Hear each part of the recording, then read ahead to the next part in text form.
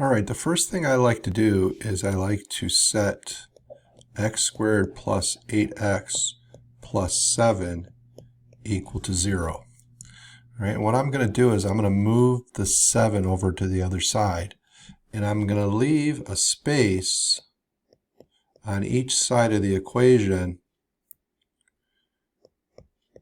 to complete this, for the completing the square value. Okay, so to complete the square, I'm going to take half of the 8, which is 4. 4 squared is 16.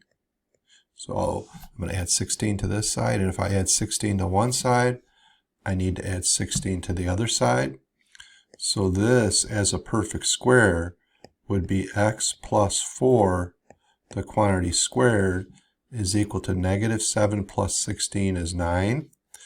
So putting this back, the 9 back to the other side, I would get f of x is equal to x plus 4, the quantity squared, minus 9, and I put that into vertex form.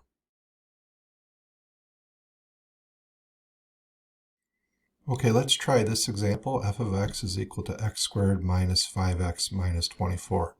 All right, same thing as the last problem. We're going to set it equal to 0. We're going to bring the constant 24 over.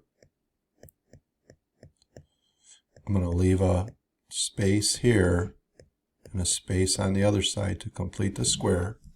Now, what's happening in this problem, and this is going to come up at times, is that when we take half the middle term, it's going to be a fraction. It's not going to be a whole number. So half of 5 is 5 over 2. So when I square 5 over 2, I get 25 fourths. So to balance the equation, I have to add 25 fourths to the other side of the equation. Okay, so this would be x minus 5 halves squared on this side. And on the other side, well, 24 is, in terms of force, would be 96 force. So this is 96 force plus 25 force. So the right side would be 121 force.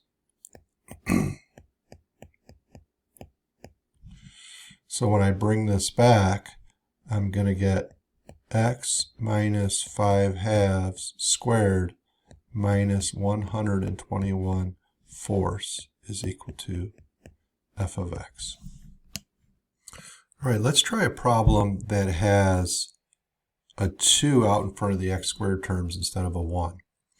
All right, so we're going to start off the same way. We're going to go 2x squared plus 12x minus 17 equals 0. All right, we're going to bring the 17 over to the other side by adding.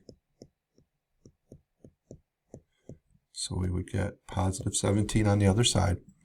Now, what I'm going to do to make it easier to complete the square, I'm going to factor out a 2 from the left side. So I would get 2x squared plus 6x plus, I'm going to put my blank space, is equal to 17 plus my other space there. All right, now what we're going to do is we're going to use, the b value will be 6. So half of 6 is 3. 3 squared is 9. Now you might be tempted to write 9 on the other side of the equation to balance it, but we have to remember that we factored out a 2. So in order to balance it, I have to multiply 9 times 2 to the other side, so I have to add 18 to the other side. All right, so this would come out to be 2 times x plus 3, the quantity squared, is equal to 35. So bringing the 35 back over, I would get 2 times x plus 3 squared minus 35. Okay, in some scenarios you just can't get around working with fractions. So this is the case here. So same concept, we're going to go 3x squared plus 7x is equal to, and we're going to bring the 10 over, make it positive 10. And then what we're going to do is we're going to try to factor out a 3 on the left-hand side, but if you notice, 3 does not divide into 7 evenly as a whole number. But what we can do is we can use 7/3 times x, because if I multiply 7/3 times 3, I get 7.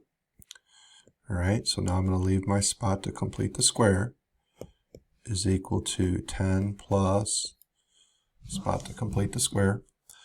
Okay, so half of 7/3 is 7/6. 7/6 squared is 49 over 36.